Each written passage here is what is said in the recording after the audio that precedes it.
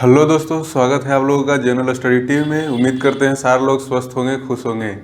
तो दोस्तों, हम लोग मराठा के बारे में पढ़ रहे हैं। मराठा के बारे में 2 पार्ट पढ़ चुके हैं और मराठा में हम लोग देखें कि किस तरह से शिवाजी मराठा साम्राज्य का नींव रखते हैं और उसके बाद आगे उनका पुत्र संभाजी, राजा राम संभाजी को जब औरंगजेब उनका मृत्यु कर देता है, औरंगजेब का सेना, और साहू जी उसका जो छोटा पुत्र रहता है उसको अपने कब्जे में लेके जाता है, तो किस तरह से राजा राम और ताराबाई आगे का संघर्ष औरंगजेब से जारी रखती है। और इस तरह से आगे ताराबाई जब साहू जी छूट कर के आते हैं 1707 ईस्वी में, तो ताराबाई को किस तरह से खेड़ा के युद्ध में साइड करते हैं बालाजी विश्वनाथ का मदद लेके। और उसके बाद साहू जी के समय से दोस्त पेशवा का पद मजबूत होना शुरू हो जाता है। और उस समय से पेशवा का पद धीरे धीरे इतना मजबूत होता है कि आगे चल के समझिए कि पेशवा का पद एक प्रकार के समझिए हेरिडेटरी बन जाता है, यानी कि उसका पुत्र ही राजा पेशवा बनेगा। उसका पापा है, उसके बाद उसका बेटा, उसके बाद उसका पोता, इस तरह से ही पद बन जाता है दोस्त। तो इस तरह से हम लोग देखते गए थे। तो पिछले बार बालाजी विश्वनाथ के बारे में देखे थे, बाजीराव प्रथम के बारे में देखे थे, जो बाजीराव मस्तानी फिल्म जिस पर बना है।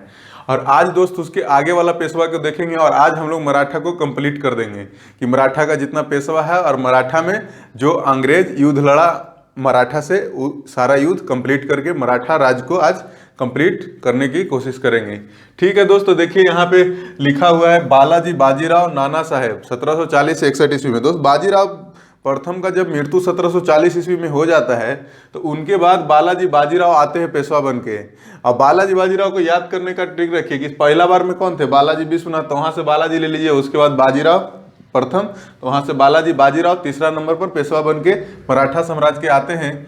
और समझिए कि उनका मूल नाम रहता है दोस्त नाना साहेब। नाना साहेब प्रथम भी बोल सकते हैं, क्योंकि एक नाना साहेब आएगा जो उस समय आएगा 1857 की क्रांति के समय, तो इसलिए इसको नाना साहेब प्रथम भी बोल सकते हैं। इनका काल था दोस्त, टाइम पीरियड है 1740 से 1761 ईस्वी तक। और बालाजी बाजीराव के बारे में 4-5 पॉइंट देखेंगे महत्वपूर्ण जो एग्जाम में पूछा जाता है दोस्त। तो देखिए, बालाजी बाजीराव जो थे, बोला जाता है कि बाजीराव द्वितीय प्रथम तो था, उस साम्राज्य विस्तार किया ही था, लेकिन जब बालाजी बाजीराव का जब समय आता है तो इस समय तक ऑटोमेटिक ऐसा स्थिति हो जाता है दोस्त। ये भी बहुत ज़्यादा साम्राज्य विस्तार तो करते ही रहेंगे, लेकिन देखिए कि बालाजी विश्वनाथ के समय से और बाजीराव प्रथम के समय से साम्राज्य विस्तार हो रहा है। और बालाजी विश्वनाथ को दिल्ली का संधि में मैग्ना कार्टा के रूप में मराठा को मिल चुका है, दिल्ली तक विस्तार करने का अनुमति मिल चुका है। तो इस तरह से बहुत सारा क्षेत्र का विस्तार हो रहा है। तो बालाजी बाजीराव के समय जब आते आते समझिए कि मराठा साम्राज्य दोस्त सबसे अधिक विस्तृत होता है। अगर कभी एग्जाम में पूछा जाए आपसे प्रश्न कि मराठा साम्राज्य अपने चरम पर कहाँ था, किसके समय में, किस पेशवा के समय में था मराठा साम्राज्य सबसे अधिक माने बड़ा विस्तारित था, तो वो ऑप्शन में ध्यान रखिएगा बालाजी बाजीराव के ही समय था। सबसे अधिक मराठा साम्राज्य का विस्तार इन्हीं के समय में हुआ था।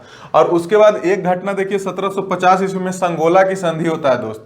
आपको पता होगा कि इससे पहले साहू जी का नेतृत्व में पेशवा काम कर रहे थे। मैंने साहू जी मुख्य रूप से भोसले वंश के छत्रपति के रूप में थे और उसके नीचे बहुत सारा पेशवा काम कर रहे थे। तो बहुत सारा जब पेशवा काम कर रहे थे तो 1749 ईस्वी में दोस्त साहू जी का मृत्यु हो जाता है। और आपको पता है कि बालाजी विश्वनाथ के बाद से ही धीरे धीरे पद जो है पैतृक बन गया था, जो पेशवा का पद था वो पैतृक बन गया था। तो इससे क्या होगा, धीरे धीरे पेशवा का अधिकार बढ़ता चला जाएगा। और जब पेशवा का अधिकार धीरे धीरे दोस्त बढ़ता चला जाता है, तो 1749 ईस्वी में जब जो साहू जी मुख्य रूप से जो छत्रपति थे भोसले वंश का, जो शिवाजी के वंशज के रूप में आगे बढ़ रहे थे, उनका जब मृत्यु होता है ना, तो पेशवा क्या करता है, पेशवा एक संगोला का संधि करता है। और मुख्य रूप से तो पहले से ही शक्ति का इस्तेमाल करते रहता है पेशवा, लेकिन यहाँ संवैधानिक तरीके से दोस्त संवैधानिक तरीके से संगोला का संधि एक संवैधानिक तरीका था जिसके द्वारा मराठा संगठन का वास्तविक नेता पेशवा बन जाता है। मैंने कि अभी 1750 से समझिए कि वास्तविक नेता कौन मराठा साम्राज्य का बन गया, पेशवा। और इससे पहले भी नेता था, लेकिन वो संवैधानिक रूप से नहीं था दोस्त, साहू जी के नेतृत्व में काम कर रहा था। और यहाँ पे 1750 ईस्वी में संगोला के संधि के द्वारा संवैधानिक तौर से मराठा संगठन का पेशवा पेशवा को मान लिया जाता है। और इस समय से समझिए जो छत्रपति जो शिवाजी के वंशज जो आएंगे इसके बाद, वो समझिए कि महलों के महापौर के रूप में बन के रह जाएंगे। समझिए कि उनके पास वास्तविक समझिए शक्ति नहीं रहेगा, सारा वास्तविक शक्ति किसके पास आ गया, पेशवा के पास। अब उसके बाद देखिए बालाजी बाजीराव के बारे में बोला जाता है, ये भी बहुत ज्यादा साम्राज्य विस्तार करने के बारे में थे, साम्राज्य विस्तार कर रहे थे। तो इनके बारे में बोला जाता है कि 1751 ईस्वी में बंगाल के जो नवाब था अलीवर्दी खान, याद करिएगा कोई भी कहानी जो चैप्टर में पीछे पढ़ाया हूं उसको आप रिलेट करके देखिए, सब चीज इंटर रिलेटेड है दोस्त। टाइम पीरियड देखिए, ध्यान रखिए। और मैं अलग अलग इसलिए पढ़ाया हूं कि आपको सुविधा हो, पढ़ने में आसानी हो। और उसको जब एक बार आप पढ़ लीजिए उसके बाद हर एक टॉपिक को एक दूसरे से रिलेट करिए, सब एक दूसरे से इंटर रिलेटेड है दोस्त। देखिए कि जब 1740 से 61 का समय है इनको, तो 1751 में 50 में आपको पता है कि अलीवर्दी खान वहां का राजा रहता है, जो 1740 में बना था किसको मार के, सरफराज को हत्या करके अलीवर्दी खान बंगाल का नवाब बना था। और वो 1700 कब तक रहता है, 1756 ईस्वी तक, 56 ईस्वी तक रहता है दोस्त। तो इस तरह से आप देखिए कि 1751 ईस्वी में बंगाल के नवाब कौन था, अलीवर्दी खान था। और अलीवर्दी खान को चौथ देने के लिए विवश कर दिए थे। और उड़ीसा भी जो बंगाल के क्षेत्र में आता था वो भी मराठा को देना पड़ा। बालाजी बाजीराव जो थे 1751 ईस्वी में अपना साम्राज्य विस्तार करते करते इनको समझिए कि लड़ाई हो गया किससे, बंगाल से। और बंगाल के नवाब उसमें था अलीवर्दी खान। और अलीवर्दी खान को बोले कि भाई तुमको अगर भविष्य में आक्रमण अपने आप पर करने से बचाना है तो तुमको चौथ कर देना पड़ेगा। आपको बताए थे कि चौथ एक ऐसा प्रकार का टैक्स था कि कोई राज देता था इसलिए क्योंकि वो अपने आप पर आक्रमण से बचाने की कोशिश करता था। वो सोचता था कि चौथ देंगे तो मराठा हमारे ऊपर आक्रमण नहीं करेगा।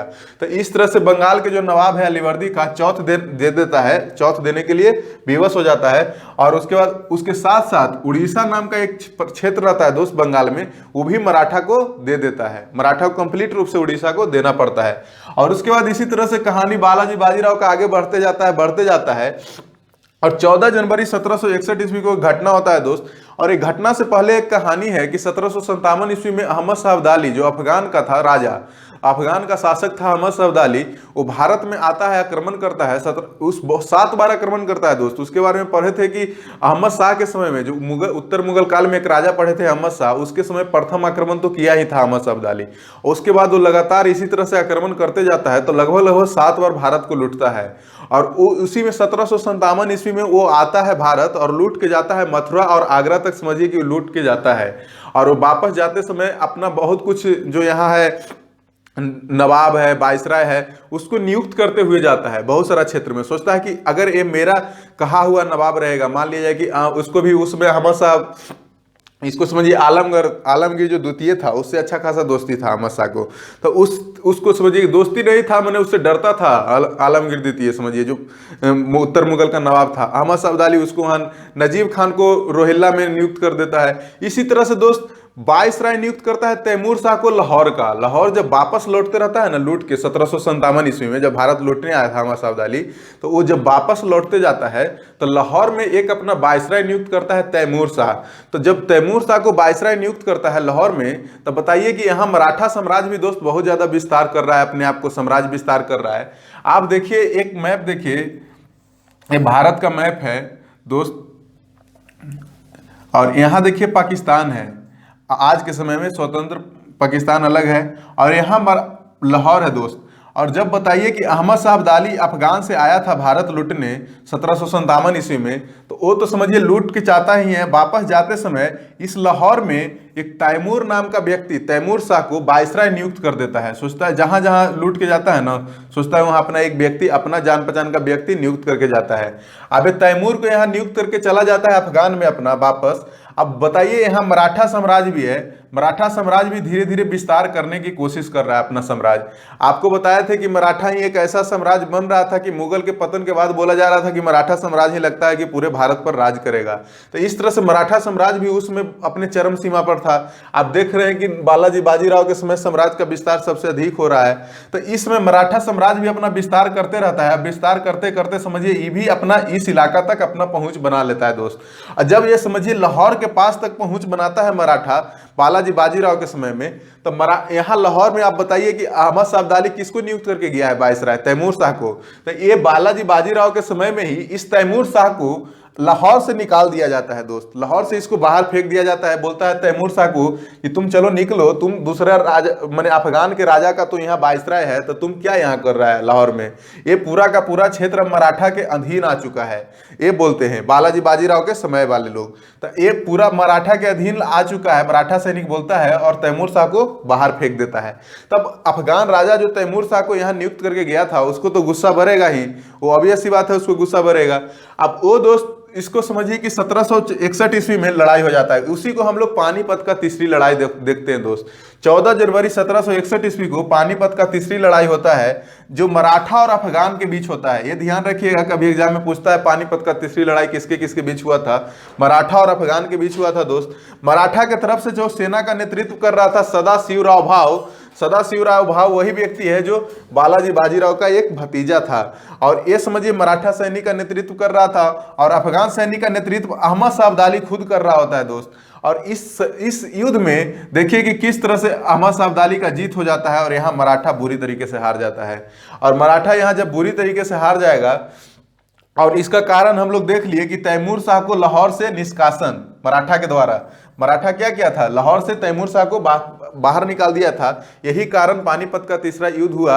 इसको आप कंपेयर कर सकते हैं नादिर शाह के आक्रमण से। नादिर शाह के समय जब मोहम्मद शाह रंगीला उत्तर मुगल काल का राजा था, तो उत्तर मुगल काल का राजा वो क्या किया था, वो समझिए कि जब वो पर्सिया का राजा बनता है नादिर शाह, तो उससे संबंध तोड़ लेता है मोहम्मद शाह अपना राजदूत को वापस बुला लेता है। अब वो नादिर शाह क्या कहता है कि नहीं, राजदूत रहने दो, हम लोग दोस्ती व्यापार करेंगे।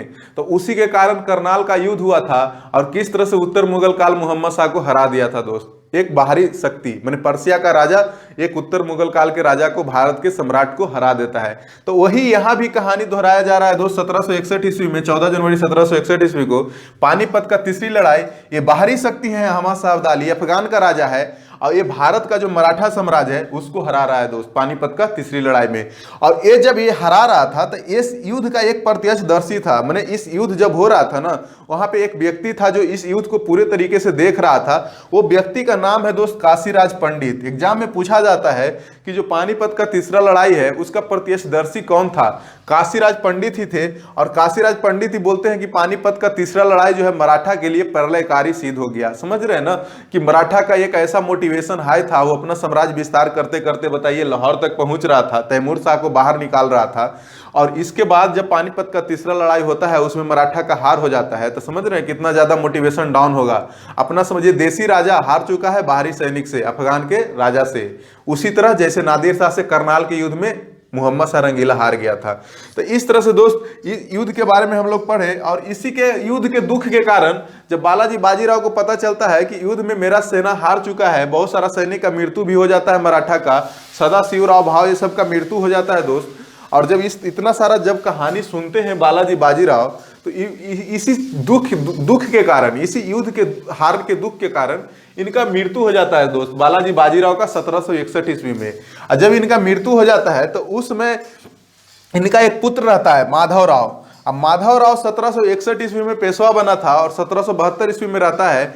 आपको बता रहे थे जब हम लोग मैसूर के बारे में पढ़ रहे थे, तो आपको बताए थे कि किस तरह से माधवराव जब दोबारा शक्ति में आता है पेशवा बनकर, तो किस तरह से इस अपना मराठा शक्ति को बढ़ाने का प्रयास करता है दोस्त। कोई भी ऑब्वियस सी बात है, कोई भी पेशवा बनेगा, बताइए इसका पिताजी का इसमें हार हो चुका है, और ये समझिए कि आधा से ज्यादा मराठा साम्राज्य खो चुका है। मैंने लगभग इस इलाका पर समझिए अहमद शाह अब्दाली मराठा को हरा दिया, और तो उसको तो बहुत ज्यादा डिमोटिवेशन हो गया है। तो इसलिए अब माधवराव को क्या करना है, वो अपना जो पिछला जो चरित्र था, पहले जो मराठा का चरित्र था, बोला जा रहा था दोस्त कि मराठा पूरा भारत पर राज करेगा मुगल के बाद, वो सपना दोस्त एक बात और ध्यान रखिएगा, जो 1761 का युद्ध हुआ था ना, पानीपत का तीसरा युद्ध, ये युद्ध ये तय कर दिया था दोस्त कि अब भारत पर जो पहले से इतना बड़ा बड़ा सपना देखा जा रहा है कि मुगल का अब जैसे जैसे पतन हो रहा है तो भारत पर मराठा साम्राज्य ही राज करेगा, वो सपना यहाँ खत्म हो जाता है। पानीपत का तीसरा लड़ाई में मराठा के हार के बाद ये सपना जो बोला जा रहा था कि मराठा राज करेगा, वो खत्म हो जाता है। ये तय हो जाता है पानीपत का तीसरा लड़ाई में तो कि मराठा तो अब राज नहीं कर सकता है पूरे भारत पर, क्योंकि मराठा यहाँ अफगान अहमद शाह अब्दाली से हार चुका है। तो इसलिए यहाँ ये सपना खत्म हो जाता है। और वही चीज को 1776 ईस्वी 61 ईस्वी में माधवराव जब वापस आता है तो सोचता है जो पुराना चरित्र था मेरा कि मराठा साम्राज्य के बारे में बोला जा रहा था पूरा भारत पर राज करेगा, तो बाउंस बैक करने की कोशिश करता है। ये और ज्यादा एग्रेसिव तरीके से आता है और साम्राज्य विस्तार करने की कोशिश करता है। और इसके समय भी समझिए कि इतना ज्यादा ही समझिए एग्रेसिव था और साम्राज्य विस्तार कर रहा था इतना तेजी से, तो फिर से लग रहा था ऐसा कि नहीं, फिर से लगता है मराठा बाउंस बैक कर जाएगा, पहले जो बालाजी बाजीराव के समय में जो मराठा था वही मराठा हो जाएगा। तो ऐसा लग रहा था दोस्त, क्योंकि देखिए ये जो निजाम था आसपास का, जो हैदराबाद का राजा निजाम था और मैसूर का शासक हैदर अली, दोनों को चौथ देने के लिए मजबूर कर दिया था दोस्त। दोनों को बोला कि तुमको चौथ नामक जो कर हम लगाते हैं वो देना पड़ेगा हैदर अली को, अगर अपने आप को आक्रमण से बचाना है। निजाम को भी बोला चौथ देना पड़ेगा। मैंने आसपास के इलाका को डरा के रखा था माधवराव, समझ जाइए, इतना कि इसका खौफ चलता था आसपास के इलाका। जैसे हैदर अली भी डर से बोला ठीक है भाई हम चौथ दे देंगे, तुम हमारे ऊपर आक्रमण न करना। हैदराबाद के निजाम भी बोल रहा है कि हम चौथ दे देंगे, तुम हमारे ऊपर आक्रमण मत करना। तो इस तरह से माधवराव का उसमें समझिए कि डर था, समझिए कि चलता था। और उसमें बोला जाने लगा, फिर से दोबारा शुरू हो गया कि मराठा साम्राज्य फिर से अपने आप को बाउंस बैक करना शुरू कर दिया है। लेकिन देखिए आगे, और इसी समय देखिए कि 1772 ईस्वी में मुगल बादशाह भी जो शाह आलम द्वितीय थे, मराठा अंग्रेज के संरक्षण को छोड़ के मराठा के संरक्षण में आ जाते हैं। मुगल बादशाह इस संरक्षण में क्यों आ जाते हैं, इसके बारे में भी एक कहानी है दोस्त। जब बताइए कि 1758 ईस्वी में जब आलमगीर द्वितीय जो उत्तर मुगल काल का राजा रहता है, मुगल का जो सम्राट रहता है आलमगीर द्वितीय, उसका मृत्यु हो जाता है दोस्त। तो मृत्यु हो जाता है तो आलमगीर द्वितीय के अंदर एक गाजी उद्दीन नाम का वजीर काम करते हुए रहता है। तो वो गाजी उद्दीन जो वजीर काम करते रहता है, और ये जो शाह आलम द्वितीय थे ना, जब आलमगीर द्वितीय का मृत्यु हुआ था, तो ये तो शाह आलमगीर द्वितीय का मृत्यु हुआ था, आलमगीर द्वितीय का ही पुत्र था, तो इसको राजा बनना चाहिए था। तो आलमगीर द्वितीय था जो बंगाल में घूम रहा था, बंगाल साइड में था, तो ये बंगाल में था, तो ये बंगाल में ही अपने आप को राजा घोषित कर देता है। सोचता है कि मेरे पिताजी आलमगीर द्वितीय को दिल्ली में मृत्यु हो गया है 1758 ईस्वी में, तो हम अपने आप को राजा घोषित कर देते हैं, शाह आलम द्वितीय सोचता है। और शाह आलम द्वितीय 1758 ईस्वी में अपने आप को नवाब बंगाल में ही घोषित कर देता है। लेकिन दोस्त दिल्ली जाने की कोशिश करता है, लेकिन इसको दिल्ली में घुसने नहीं दिया जाता है। एक वजीर रहता है आलमगीर द्वितीय, इसके पापा का जो शासन चल रहा था, शाह आलम द्वितीय के जो पिताजी शासन कर रहे थे, उसी के अधीन एक वजीर रहता है गाजी उद्दीन। और वो गाजी उद्दीन इसको नवाब नहीं बनते हुए देखना चाहता है, सोचता है कि ये नवाब बनेगा शाह आलम द्वितीय, ये और ज्यादा कमजोर राजा है, इसको नवाब बनने देना नहीं चाहता है गाजी उद्दीन। तो वो दूसर एक नवाब को नियुक्त कर देता है दिल्ली में, और शाह आलम द्वितीय को दिल्ली से बाहर खदेड़ देता है, दिल्ली में उसको घुसने नहीं देता है। ध्यान रखिएगा, कभी कभी सवाल पूछ देता है कि दिल्ली में कौन व्यक्ति था जो शाह आलम द्वितीय को घुसने नहीं दिया था, गाजी उद्दीन, ध्यान रखिएगा, जो वजीर था आलम इसके पिताजी के समय में। तो इस तरह से शाह आलम द्वितीय बेचारा भाग के अब क्या करेगा, इसको किसी न किसी का संरक्षण चाहिए। तो शुरू में तो 1764 ईस्वी में बक्सर का युद्ध जीता था अंग्रेज, तो उसी के संरक्षण में चला जाता है और इलाहाबाद में रहता है कुछ समय तक। और उसके बाद शाह आलम द्वितीय को लगता है कि नहीं, अब जो माधवराव फिर से पेशवा बन के आया है, ये भी अपना शक्ति का विस्तार कर रहा है, तो ये भी मजबूत बन रहा है धीरे धीरे, तो इसी के संरक्षण में चला जाता है शाह आलम द्वितीय, मराठा के संरक्षण में 1772 ईस्वी में चला जाता है। और 1772 ईस्वी में एक दुखद घटना हो जाता है मराठा साम्राज्य के लिए दोस्त, माधवराव का मृत्यु हो जाता है। क्षय रोग से माधवराव का मृत्यु हो जाता है 1772 ईस्वी में। तो बताइए कि अब जब मृत्यु हो गया तो समझिए कि जो साम्राज्य विस्तार का इतना ज्यादा जोश खरोश से माधवराव शुरुआत किया था, फिर से शुरू किया था, वो सब बंद हो जाएगा। और उसके साथ साथ एक कारण और हो जाता है दोस्त, जो माधवराव समझिए कि ये बालाजी बाजीराव का पुत्र था जो पेशवा बना था, लेकिन बालाजी बाजीराव का एक और भाई रहता है छोटा, रघुनाथ राव, और वो भी सोचता है कि हमको पेशवा बनना चाहिए था, तो यहाँ माधवराव तो पेशवा बन गया है। तो यहाँ तक तो बात सही चलता है। लेकिन ये माधवराव का जब 1772 ईस्वी में मृत्यु होता है दोस्त, तो 1772 ईस्वी में जब मृत्यु होता है तो नारायण राव को 1772 ईस्वी में पेशवा बना दिया जाता है। नारायण राव जो था माधवराव का छोटा भाई था दोस्त, माधवराव का ही छोटा भाई था नारायण राव, और नारायण राव को पेशवा बना दिया जाता है मराठा साम्राज्य का। तो रघुनाथ राव को गुस्सा बढ़ते रहता है। रघुनाथ राव को लगता है कि मैं बालाजी बाजीराव का छोटा भाई हूं और इसके बाद ही हमको पेशवा बनना चाहिए था। एक तो माधवराव खुद पेशवा बन चुका है, और जब माधवराव पेशवा बना उसके बाद में फिर हमको भी पेशवा नहीं बन दिया, और जब माधवराव का मृत्यु हुआ तो नारायण राव को पेशवा बना दिया, अपना छोटा भाई को माधवराव। अब यहाँ रघुनाथ राव को गुस्सा बढ़ रहा है, तो रघुनाथ राव क्या करता है दोस्त, आपस में ही लड़ाई झगड़ा करना शुरू करता है। अब रघुनाथ राव किसी चाल चाल के नारायण राव को मृत्यु करवा देता है दोस्त। रघुनाथ राव जो था नारायण राव को मार देता है, हत्या करवा देता है। तो 1773 ईस्वी में, बहुत छोटा समय रहा नारायण राव को, 1772 के बाद 1773 ईस्वी में नारायण राव को हत्या करवा देता है रघुनाथ राव। और रघुनाथ राव को बुरा लगता रहता है कि ये किस तरह से पेशवा बन गया है, तो रघुनाथ राव को तो हत्या करवा दिया। अब देखिए यहां से जो दोस्त बताइए, अब तक मराठा साम्राज्य का विस्तार करने का बात चल रहा था कि मराठा साम्राज्य का विस्तार करेंगे। अब ये आपस में ही पेशवा बनने के लिए लड़ाई झगड़ा शुरू हो चुका है दोस्त। तब यहां से तो ऑब्वियस सी बात है, अब साम्राज्य विस्तार का कोई बात ही नहीं होगा। तो इस तरह से रघुनाथ राव समझिए हत्या करवा देता है नारायण राव को। अब जब नारायण राव को हत्या करवाता है इसलिए कि रघुनाथ राव सोचता है कि नारायण राव को मैं मार दूंगा तो मैं बन जाऊंगा क्या, पेशवा, मैं पेशवा बन जाऊंगा। लेकिन यहां बात और कहानी अलग होता है, कहानी अलग तरीके से मोड़ लेता है। और नारायण राव के बाद सवाई माधव राव जो दोस्त माधव राव का छोटा पुत्र रहता है। अब बताइए कि यहां तक तो कहानी सही चल रहा था, रघुनाथ राव को लगा कि हम नारायण राव को हत्या करवा देंगे, उसके बाद में हम पेशवा बन जाएंगे। अब नारायण राव के बाद जब नारायण राव को हत्या करवा देता है तो उसके बाद सवाई माधव राव, जो माधव राव का छोटा पुत्र रहता है, उसको बना दिया जाता है पेशवा। तब इसको लगता है रघुनाथ राव को कि बताए, ये तो समझो कि चलो भतीजा था, अब ये पोता बराबर आ गया है, पोता के बराबर का लेवल का ना पेशवा बन चुका है, इससे बहुत ज्यादा जूनियर है, रघुनाथ राव से बहुत ज्यादा जूनियर सवाई माधव राव है। अब रघुनाथ राव को कुछ समझ में नहीं आता है, इसको लगता है अब क्या करें, एगो के तो मार के साइड कर दिए हम, अब सवाई माधव राव को नहीं मार पाता है। क्यों? कारण रहता है दोस्त, सवाई माधव राव जो था इसके पीछे नाना फडणवीस उस समय का एक नेता हुआ करते थे मराठा साम्राज्य में, तो वो नाना फडणवीस का सपोर्ट रहता है सवाई माधव राव के पक्ष में।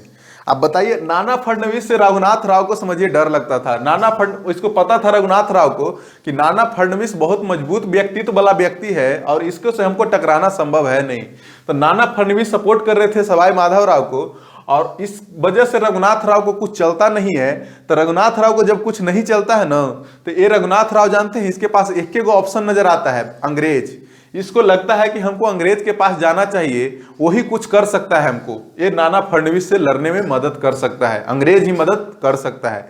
तो यही कारण दे देगा दोस्त कि किस तरह से अंग्रेज फिर से मराठा में इंटरफेयर करेगा और मराठा को किस तरह से लड़ाई में हराएगा। तो देखिए कि किस तरह से रघुनाथ राव कितना ज्यादा दिमाग वाला व्यक्ति है, ये जा रहा है अंग्रेज के पास पेशवा बनने के चलते। तो अब इसको अपना दम तो है नहीं, नाना फडणवीस को हरा सकता है। तो इसीलिए देखिए सवाई माधव राव का समय 1773 ईस्वी से 1795 ईस्वी तक हम लिखे हैं, और इसके पीछे बहुत जबरदस्त सपोर्ट रहता है नाना फडणवीस का। अब देखिए दोस्त, रघुनाथ राव क्या करता है, रघुनाथ राव अंग्रेज के पास जा रहा है, कह रहा है भाई साहब हमको पेशवा बना दीजिए। अंग्रेज भी बोलेगा, अंग्रेज भी खोज रहा है कि हमको राज कब्जा करना है, धीरे धीरे मैसूर पर कब्जा करने की कोशिश कर रहे हैं, युद्ध लड़ रहे हैं, बंगाल पर कब्जा कर चुके हैं। अब तुम मराठा है, तुम भी हमको ऑप्शन दे रहा है, बहाना दे रहा है, रघुनाथ राव आ रहा है मेरे पास, तो अंग्रेज बोल रहा है टेंशन मत लो, हम तुम्हारा सपोर्ट करेंगे। तो रघुनाथ राव जब जाता है, और समझिए रघुनाथ राव और सवाई माधव राव के बीच ही समझिए कि शक्ति का लड़ाई होता है। इसी के चलते रघुनाथ राव अंग्रेज के पास जाता है और सूरत का संधि कर लेता है 1775 ईस्वी में। आप देखिए समय काल कब है, 1773 ईस्वी में सवाई माधव राव राजा बना है, पेशवा बना है। तो 1775 ईस्वी में रघुनाथ राव अंग्रेज से संधि कर लेता है, जिसको सूरत के संधि बोलते हैं दोस्त। तो वही सूरत के संधि जब कर लेता है 1775 ईस्वी में, और रघुनाथ राव अंग्रेज को बोलता है क्या कि सिलसिट जो एवं बसीन, इस सिलसिट बसीन जानते हैं, बाजीराव प्रथम छीना था किससे, पुर्तगाल से लड़ाई लड़के। ये सिलसिट और बसीन को बोलता है रघुनाथ राव कि आप हमको पेशवा बना दीजिए मराठा का, और आपको हम सिलसिट बसीन दे देंगे। ये सूरत का संधि में तय होता है दोस्त, ब्रिटिश के देने के लिए। लेकिन कहानी धीरे धीरे आगे मोड़ लेता है, इसी तरह से कहानी चलता है, अंग्रेज और रघुनाथ राव के बीच बातचीत चलता है। लेकिन बाद में आगे जाके एक पुरंदर का संधि हो जाएगा, और पुरंदर का संधि जो अंग्रेज और जो यहाँ का जो पेशवा सवाई माधव राव है उन्हीं के बीच हो जाएगा।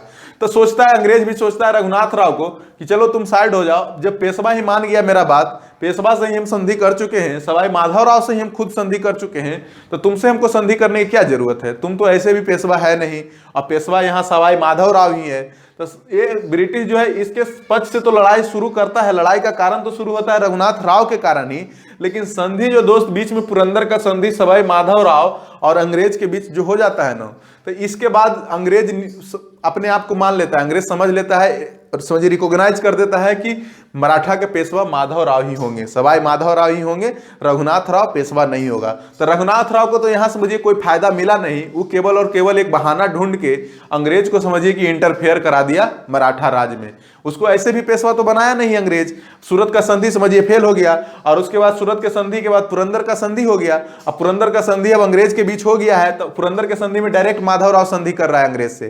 तो माधव राव कुछ उसको देने के लिए तैयार हो गया होगा अंग्रेज को कि हम तुमको पुरंदर के संधि में कुछ ना कुछ दे देंगे, तो हमारे साइड ही मिल जाओ, हम ही को पेशवा बना दो। रघुनाथ राव को क्यों बना रहा है पेशवा? और नाना फडणवीस थे ही उसके साथ में। तो इस तरह से दोस्त प्रथम युद्ध जो दो सलवाई के संधि, उसके बाद 1782 ईस्वी में सलवाई के संधि के द्वारा प्रथम आंग्ल मराठा युद्ध 1782 ईस्वी में खत्म हो जाता है। इस तरह से हम लोग आंग्ल मराठा युद्ध में प्रथम मराठा युद्ध देखे कि किस तरह से रघुनाथ राव शुरू किया कहानी 1775 ईस्वी के बाद, और उसके बाद पुरंदर के संधि के द्वारा पेशवा से ही संधि करके और 1782 ईस्वी में इस युद्ध को समाप्त कर दिया जाता है। और 1782 ईस्वी में इस युद्ध को अंग्रेज को मजबूरी रहता है समाप्त करना दोस्त, क्योंकि इसके सामने एक नया चुनौती मैसूर में बना हुआ रहता है हैदर अली। जब द्वितीय आंग्ल मैसूर युद्ध वहां चल रहा होता है 1780 से 84 में, कनेक्ट करिएगा हर चीज को। जब 1782 में पता है सलवाई के संधि के द्वारा मराठा का युद्ध समाप्त करता है, उसके बाद मराठा को ही आर्यकुट अपने साइड में मिला के क्या करता है, फिर पोर्टो नोवा के युद्ध में हराता है हैदर अली को। तो ये चीज ध्यान रखिएगा। और उसके बाद द्वितीय आंग्ल मराठा युद्ध होता है दोस्त 1803 से 6 ईस्वी में। अब देखिए कि अब सवाई माधव राव को तो अंग्रेज मान लिया कि तुम पेशवा है, तो 1773 ईस्वी से 1795 ईस्वी तक तो सवाई माधव राव ही पेशवा रहेगा। अब 1795 ईस्वी में सवाई माधव राव का मृत्यु हो जाता है। और जब मृत्यु हो जाता है तो यही रघुनाथ राव जो था ना, इसका एक बेटा रहता है, उसको बेटा नहीं बोलेंगे, नलायक बेटा बोलेंगे। इसका नलायक बेटा मान लीजिए कि था बाजीराव द्वितीय, जो अंतिम पेशवा बनेगा। ये 1795 ईस्वी में पेशवा बनता है और 1818 ईस्वी तक पेशवा बना रहता है मराठा का, और इसको अंतिम पेशवा बोलते हैं दोस्त। और रघुनाथ राव का ये नलायक बेटा क्यों बोल रहे हैं, इसके बारे में देखते हैं आगे कि क्यों बाजीराव द्वितीय को हम नलायक बेटा बोल रहे हैं, जो 1795 ईस्वी में पेशवा बना। तो देखिए द्वितीय आंग्ल मराठा युद्ध जो 1803 ईस्वी में से शुरू हुआ था और 1806 ईस्वी से तक चलता है, तो इसका भी कारण देखिएगा ना। तो ये जो बाजीराव द्वितीय है ना, बाजीराव द्वितीय एक कहानी है दोस्त यहाँ की। बाजीराव द्वितीय जो होलकर का राजकुमार था, उसको हत्या कर देता है बाजीराव द्वितीय। और होलकर का राजकुमार को जब हत्या करेगा तो आपको बताए थे कि बहुत सारा परिसंघ बनाए थे। कौन? बाजीराव प्रथम, मस्तानी वाले। और बहुत सारे परिसंघ में बहुत सारे मुखिया नियुक्त किए थे, जैसे में होलकर था इंदौर में, और उसके बाद में सिंधिया था ग्वालियर में। तो इस तरह से बहुत सारे जो रजवाड़ा बैठाया था, तो उसी में होलकर जो राजकुमार रहता है, होलकर राजकुमार को जो बताइए बाजीराव द्वितीय पेशवा है, और होलकर के राजकुमार को मार देता है। और मार के जानते हैं उसका डर से, जब होलकर इसके ऊपर आक्रमण करता है ना बाजीराव द्वितीय के ऊपर, तो ये डर से भाग जाता है अंग्रेज के संरक्षण में। बताइए कितना फट्टू इंसान है ये, और इसीलिए इसको नलायक बेटा बोल रहे हैं। और ये भाग के जाता है अंग्रेज के पास, इसको लगता है अंग्रेज मेरा बाप है, वही समर्थन करेगा। अब ये बाजीराव द्वितीय अंग्रेज के पास भाग के जाता है। भाग के जाता ही नहीं है केवल, ये 1802 ईस्वी में बसीन का संधि कर लेता है अंग्रेज से। और किसके लिए? केवल एक समझिए राजकुमार को मारा था, होलकर के राजकुमार को मारा था, और उसके डर से ही भागता है, होलकर के डर से, और वहां जाके बसीन की संधि कर लेता है अंग्रेज से। और ये बसीन का संधि लिखा हुआ है तो एक आसान भाषा में दोस्त बहुत खतरनाक संधि था, एक प्रकार का सहायक संधि था बसीन का संधि। अब इसके बाद बसीन का संधि जब कर लेता है तो बहुत जो छोटे छोटे परिसंघ जो बनाए होलकर थे, इंदौर, उसके बाद में सिंधिया थे, तो ये सब मिल के सोचते हैं कि ये क्या कर दिया, ये गधा वाला काम कर दिया है बाजीराव द्वितीय, बसीन की संधि कर दिया है। और उसी समय देखिएगा होलकर यहाँ विनायक राव को पेशवा तो नियुक्त कर देता है, लेकिन वो आगे चलता नहीं है, क्योंकि बाजीराव द्वितीय की तरफ से सपोर्ट किसका आ रहा है? अंग्रेज का सपोर्ट आ रहा है, क्योंकि बाजीराव द्वितीय बसीन की संधि करके अंग्रेज को बोल रहा है कि हम बसीन का संधि कर लिए आपके साइड, और बसीन का संधि तो कर लिया अंग्रेज से। अब अंग्रेज पूरा तरीके से समर्थन करेगा बाजीराव द्वितीय के।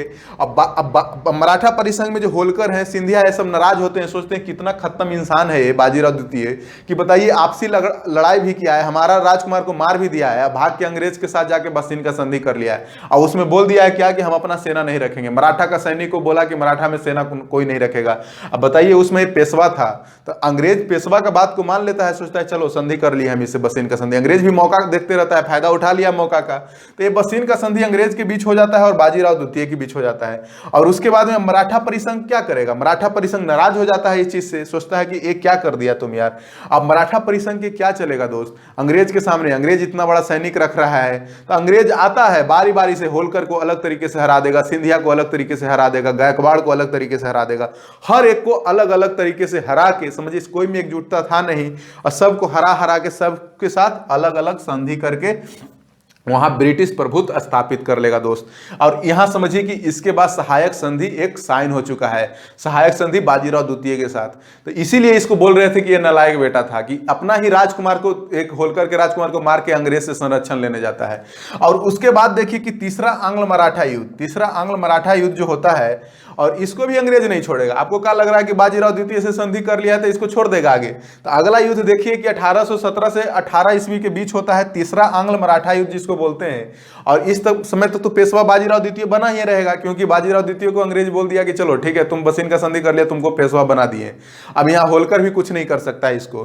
तो बाजीराव बिंदास पेशवा बना हुआ रहता है, और सैनिक उनिक तो रखना नहीं है, बिंदास क्या है, इसके पास बिना सैनिक का ही पेशवा है, नाम मात्र का। तो उसके बाद देखिए अब कारण ढूंढते रहता है अंग्रेज, फिर से कारण ढूंढता है कि ये तो मेरा कठपुतली पेशवा है, इसको जब मन करेगा जब हटा देंगे। लेकिन अंग्रेज एक ऐसा व्यक्ति था ना, वो नियम कानून से चलने वाला व्यक्ति था। वो समझती है कि ऐसी डायरेक्ट आक्रमण नहीं कर देता था, कोई ना कोई कारण ढूंढेगा पहले, उसके बाद आक्रमण करेगा। ऐसा नहीं है कि अव्यवस्था के तरीका से आक्रमण कर देते हैं, मराठा को अपने अंदर मिला लेते हैं। ऐसे में आसपास वाला बोलेगा ना, कहेगा कि देखो फ्रांस में, उसमें जब बताइए फ्रांस का करंदी चल रहा है, तो फ्रांस में भी आधुनिक तत्व आ रहा है, तो बोलेगा कि देखो अंग्रेज तानाशाही कर रहा है भारत में। तो उसको तानाशाही कहने से बचना था। मैंने अंग्रेज सोचता था कि हम ऐसे इसको लूटेंगे ना, मराठा को ऐसे करेंगे कि तानाशाही भी कोई ना बोले हमको। तो इसीलिए ये पहले नियम ढूंढता है, बहाना ढूंढता है। तो एक बहाना तो पिंडारी दे देता है दोस्त। आपको बताया था कि शिवाजी के समय से मराठा सैनिक को एक मदद करता है पिंडारी। और पिंडारी का काम क्या था कि कोई भी साम्राज्य को जब लूटता था तो वहां लूटपाट करता था। जब कोई भी साम्राज्य मराठा जीतता था तो उसके ऊपर लूटपाट कम करने का पिंडारी का रहता था। अंग्रेज बोलता है भाई जो तुम्हारा पिंडारी है ना, इसको खत्म करो, ये बहुत खतरनाक चीज है, लूटपाट करता है आसपास के इलाका में, ये हमको अच्छा नहीं लग रहा है। बताइए, अंग्रेज बोल रहा है कि हमको अच्छा नहीं लग रहा है कि उसको यहाँ मैंने उसका बाप का यहाँ घर उर है तो उसको दिक्कत हो रहा है कि अच्छा नहीं लग रहा है, तो उसको तो बहाना चाहिए ये।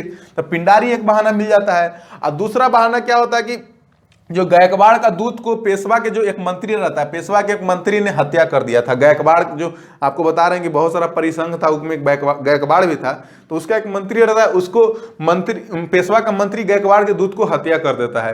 तो इसके बाद जो गायकवाड़ जाता है भी अंग्रेज के पास, बोलता है कि देखिए मेरा दूत को हत्या कर दिया है पेशवा के मंत्री। बताइए, अपने पेशवा के खिलाफ अंग्रेज के पास जा रहा है। अब अंग्रेज बोलता है पेशवा को कि तुम अपना मंत्री को हमारे हाजिर करो हमारे पास, जो हत्या किया है गायकवाड़ के दूत को। लग रहा है कि वहां न्याय शक्ति दे रहा है, न्यायिक व्यवस्था कर रहा है। तो अब वो भी एक बहाना मिल गया अंग्रेज को। अब पेशवा बोलता है कि नहीं, वो हाजिर होता ही नहीं है मंत्री उसका, पेशवा के बात कहां मानेगा, मंत्री नहीं हाजिर होता है। तो इस तरह से दो गो बहाना मिली अंग्रेज को, और अंग्रेज फिर से मराठा पर आक्रमण कर देता है। अब मराठा पर आक्रमण कर देता है तो इसी समय हर एक को बताइए, कोई इतना बहुत सारा संघ है, सिंधिया है, गायकवाड़ है, होलकर है, तो ये सब में एकता नहीं रहता है, ये सबको हरा देता है मराठा पर, इस संघ को यहाँ समाप्त कर देता है। और 1817 ईस्वी में पेशवा का पद को समाप्त कर दिया जाता है। पूना का संधि होता है दोस्त 1817 ईस्वी में, और पेशवा को पद को समाप्त कर दिया जाता है। और बाजीराव द्वितीय जो है ना, बाजीराव द्वितीय को क्या बोलता है जानते हैं? अंग्रेज बोलता है पेशवा को कि तुम कानपुर के पास एक बिठूर नाम का जगह है, वहीं पे चल जाओ और तुमको हम पेंशन भेजते रहेंगे और तो वहीं पे आराम करना। अब तुमको पेशवा का पद यहाँ समाप्त हो चुका है मराठा में, और मराठा साम्राज्य पूरे तरीके से अब ब्रिटिश के अधीन आ चुका है। और जब ब्रिटिश के अधीन आ चुका है, इसी के बारे में देखेंगे कि यही बाजीराव द्वितीय का आगे एक गोद लिया हुआ पुत्र रहेगा, नाना साहेब, जो 1857 के क्रांति के कारण बनेगा। और उसके बाद जब पूरा मराठा साम्राज्य पर ब्रिटिश कब्जा कर लेता है ना, तो आपको बताए थे कि जो सगौला की संधि के बाद से पेशवा जो पद संभाल रहा था मराठा का, तो जो भोसले वंश के एक राजा बचा हुआ रहता है सतारा में, उसको नियुक्त कर देता है मराठा साम्राज्य का राजा। लेकिन उसमें जो नाम मात्र का ही राजा रहता है, पूरा का पूरा साम्राज्य तो ब्रिटेन अंग्रेज अपने कब्जे में कर चुका है दोस्त। तो इस तरह से हम लोग मराठा को पूरे तरीके से पढ़ चुके हैं, कंप्लीट कर चुके हैं मराठा साम्राज्य के बारे में। और मराठा साम्राज्य दोस्त खत्म हो चुका है। इसके बाद हम लोग सिख राज्य पर आएंगे। अगर इसी तरह से अगर आपको वीडियो लेक्चर पसंद आ रहा है तो लाइक कीजिएगा, शेयर कीजिएगा, सब्सक्राइब भी कीजिएगा। और इसी तरह से पढ़ने के लिए समझिए कि बेल आइकन दबा दीजिएगा, वीडियो आएगा, आप पढ़ लीजिएगा। थैंक यू दोस्त।